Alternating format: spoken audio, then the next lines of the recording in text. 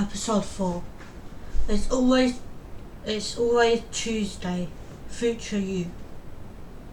Chill, it's only chaos. Activity. The school reunion.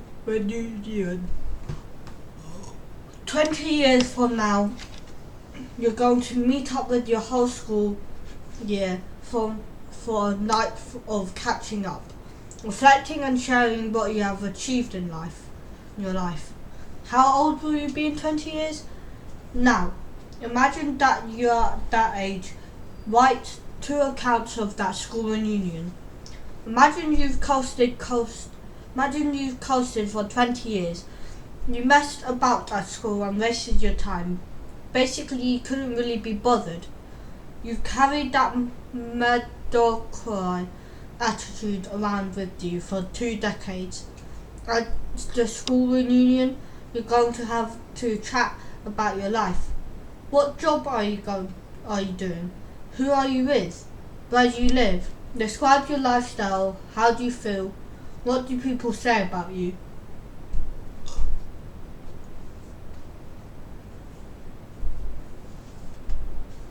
Now, flip it and imagine you've been awesome for 20 years.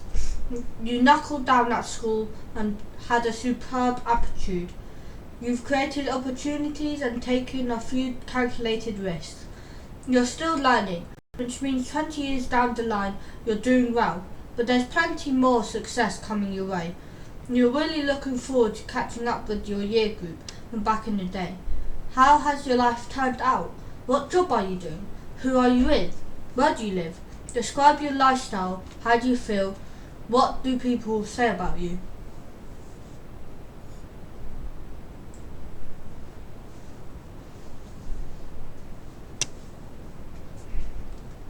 Compare your potential lives.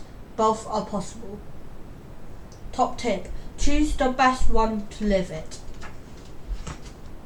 Love, love, love, love, love, love, love. You 2.0.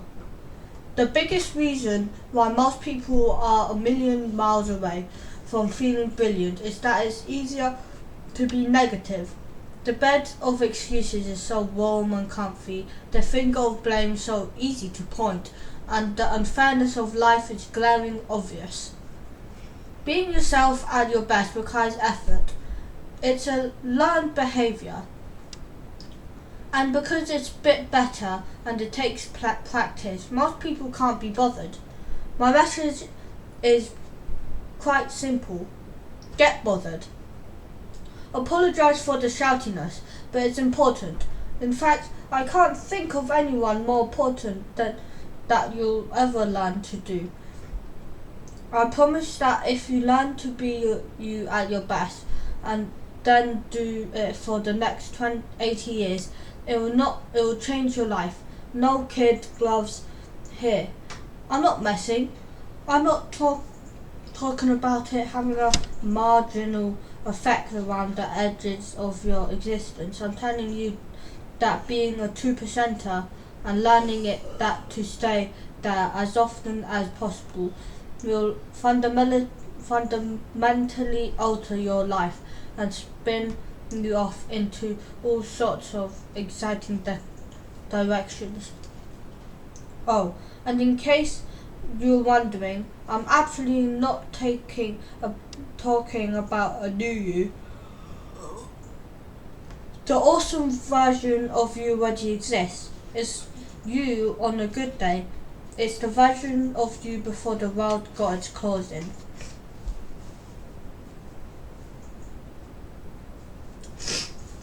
Are 2%ers who you really are. You are born curious, questioning with a thirst for learning. You are born for adventure, pure potential, pure love. The world needs that version of you to step forward more of the time. Happy Tuesday. Who taught you this? Monday, sad. Tuesday, ooh, a little bit sad. Wednesday, okay. Thursday, a little bit happy. Friday, really happy. The question is how? How can I truly amazing life? How can I create the best version of myself, especially when those around me seem okay to settle for mediocrity? Mediocrity. So here's a big reveal. The biggest thing that 2%ers do is also the simplest thing in the whole world. Please, imagine a drum roll. They choose to be positive. Let me say it again, so the obvious seeps into your bone marrow. Those living their best life actually decide every day to tackle life with an attitude that works for them, a positive attitude. It may not solve all your problems, but will annoy enough people to make it worth the effort. Herm Albright, German guy, good pointer. To be clear, choosing to have a positive attitude doesn't make homework disappear. It doesn't stop the rain. It doesn't make long division any easier. It doesn't mean you're guaranteed to win your next football match. No matter how positive you choose to be, adversity and unfairness will still exist. What positivity does is put you in a better position to deal with the homework, rain, long division, a football match, and adversity. Instead of stopping in your tracks, these glitches are obstacles to overcome. While everyone else is negative about the homework, grumbles about the rain, struggles with the long division, carries over and gets nervous before the match, your positivity shines through. Those who carry an attitude that works in your favour is a monster power-up, and it's always choose your day. Here are some positive choices that you can start making right now. Choose progress over perfection. Choose courage over fear. Choose responding positively over reacting negatively. Choose losing and learning over winning and celebrating.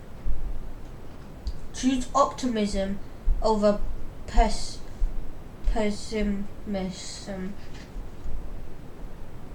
Choose you over trying to be someone else. Choose acceptance over judgment. Choose hard work over an easy life. Choose doing what's right over doing what's easiest. Choose botheredness over can't be botheredness. Choose kindness over meanness. Choose Mondays over Fridays. Choose giving it a go over giving up. Choose personal responsibilities over blaming each other. Choose opening your eyes rather than rolling your eyes. But most of all, choose what this chapter has been all about. The attitude you carry around with you will affect your entire day. So it pays to choose positive over negative. It matters. It really matters. The 90 out of 10 principle. Dark cloud. Difficult childhood in the middle. Destroyed who I could have been. Difficult childhood. Silver lining. Made me who I am today. There are only two things you can truly be in control of. Your preparation for what might happen, your response to what has just happened. The universe is pretty much in control of everything else. The 90 out of 10 principle preps you for both. It suggests that 10% of whether you have a good day or a bad day is down to what happens to you. So, for example, your bus is late, or you're stuck in a queue at the supermarket, or you're camping in the rain, or you've got too much homework. You can't control the 10% life happens to you every single day. The 90 out of 10 principle suggests that 90% of whether you have a good day or bad day is about how to respond to the 10%. So basically you can't control the late bus, the supermarket queue, the rain or the homework. They're going to happen whether you want it or not. 90% of whether you have a good day or bad day is down to your response to these situations. Your attitudes is the 90%, that's massive. Once you realise you can choose a better attitude, you'll find your day goes a whole lot better. Everyday events become so much easier to handle. Homework is not ideal, but the 90 out of 10 principle puts you in control instead of sitting looking at it. You attack it with someone's enthusiasm, and it's done and dusted. Camping in the rain is not the perfect situation, but rather than sitting in your tent grumbling about it being the worst holiday ever, you put your wellies on and go jumping in the puddles. Your mum shouting upstairs for you to get out of bed. Then 10% tells you that you've got to get out of bed whether you like it or not. The 90% you may as well attack the new day with some positivity. In 3 examples above, the exact same things are happening to you, but a different choice of attitude gets you a much better outcome. The 90 out of 10 principle boils down to this, that person in the bathroom mirror has a lot control over your day than you think.